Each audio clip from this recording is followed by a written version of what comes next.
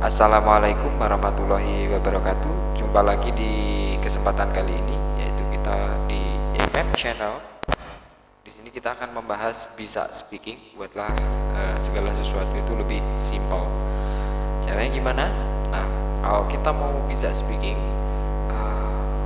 ketahui waktu sehari-hari dalam bahasa Inggris yang digunakan. Pertama, teman-teman harus mengetahui yaitu subjek ya. Ayu Dewi, she, he, it.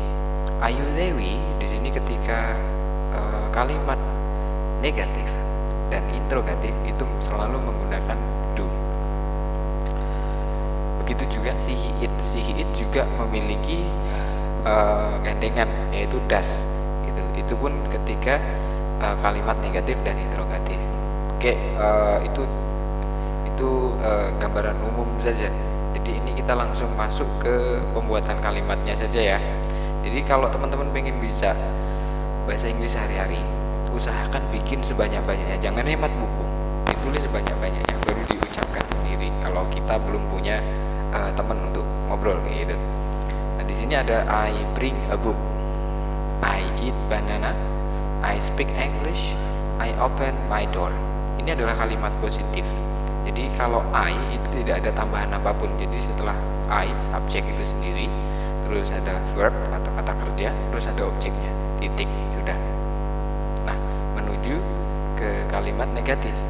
Seperti yang disebutkan sebelumnya, di slide sebelumnya, bahwasanya untuk kalimat negatif dan interrogatif atau kalimat tanya selalu menggunakan do. Gitu, I do not. Nah, karena ini kalimat negatif maka harus ada not. Gitu ya. I do not bring a book. I do not eat a banana. I do not speak English. I do not open my door, gitu ya. Jadi atau bisa disingkat I don't, gitu ya. Terus untuk kalimat interrogatif sekarang. Untuk kalimat interrogatif ini sendiri, do-nya ditaruh di depan. Gitu. Do I bring a book? Do I eat banana? Do I speak English? Do I open my door? Seperti itu. Jadi teman-teman bisa menggunakan itu kalimat itu diganti dengan verbnya gitu, dengan subjek I. Begitu juga you juga sama seperti itu. You bring a book, you eat banana, you speak English, you open my door gitu. Kalau negatif ya tinggal tambahkan don't aja.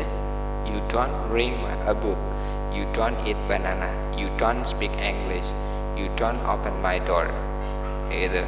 Terus untuk yang pertanyaan, kalimat tanya, do you bring a book? Do you eat banana? Do you speak English? Do you open my door? Seperti itu. Jadi untuk kalimat tanya, do-nya di depan. Gitu.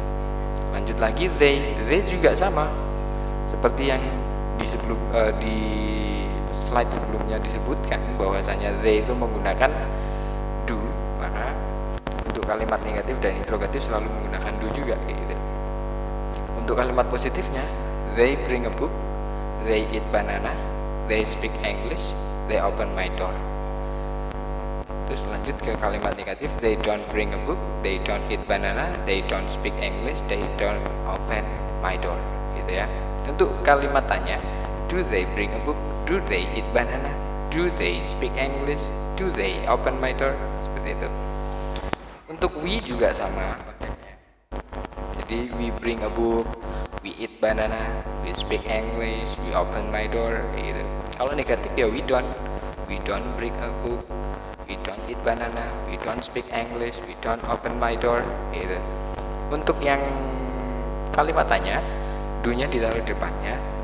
Do we bring a book? Do we eat banana? Do we speak English?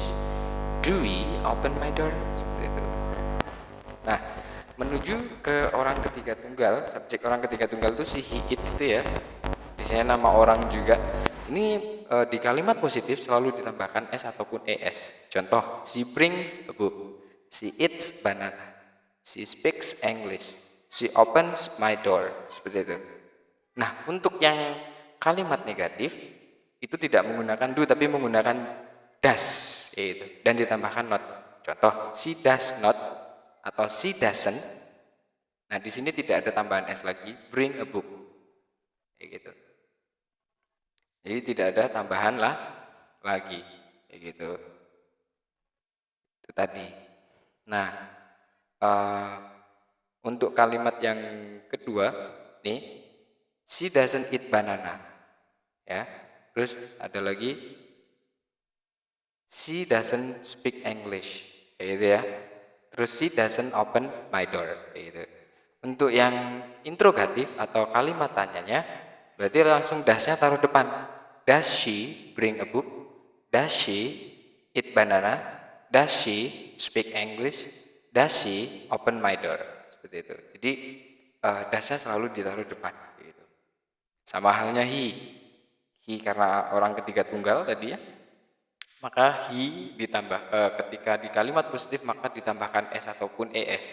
He brings a book, he eats banana, he speaks English, he opens my door, seperti itu. Untuk kalimat negatifnya berarti he doesn't bring a book, he doesn't eat banana, he doesn't speak English, he doesn't open my door. Gitu. Nah, untuk kalimat tanya maka dasnya ditaruh di depan. Menggunakan does he bring a book, does he eat banana, does he speak English, does he open my door, seperti itu. Itu adalah subjek-subjek yang sering kita gunakan. Nah, untuk it ini sendiri, it brings a book, it eats banana, it opens my door. Untuk kalimat subjek it ini sendiri biasanya ada reverse kepada sesuatu benda atau hewan yang ditunjukkan itu. Contoh, kamu melihat sapi, sapi itu membawa bukumu, berarti it brings a book. Itu membawa sebuah buku. Contoh.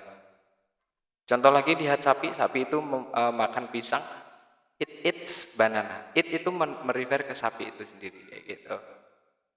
Seperti itu. Untuk negatifnya juga sama. It doesn't bring a book, it doesn't eat banana, it doesn't open my door. Gitu. Kalau seandainya ingin bikin kalimat tanya, berarti dasnya taruh depan. Does it bring a book? Does it eat banana? Does it open my door? Gitu. Jadi cukup simpel bukan? Kalau kita ingin membuat kalimat yang sederhana, gitu ya. Itu keseharian yang biasa kita lakukan. Nah, kesimpulan dari slide-slide tadi yang kita sudah jelaskan, bahwasanya kegiatan sehari-hari itu selalu gunakan verb 1. Meskipun di situ biasanya ada verb SES itu ya, di subjek tertentu tadi. Nah, umumnya menggunakan verb 1. Yang kedua, menggunakan kata bantu do dan does. Nah, do itu digunakan ketika Ayu Dewi, sementara does itu digunakan she it, gitu ya. Ini digunakan ketika kalimat negatif dan kalimat pertanyaan, seperti itu. Baru yang ketiga, menggunakan tambahan s atau es untuk subjek ketiga tunggal, kalimat positif. Jadi ketika kalimat positif di sini selalu menggunakan tambahan s ataupun es ketika subjeknya si, he, it, ya, orang ketiga tunggal, paijo, iem, dan seterusnya. Seperti itu. Mungkin itu saja yang bisa kita sampaikan. Semoga bermanfaat. Thank you very much. Bye-bye.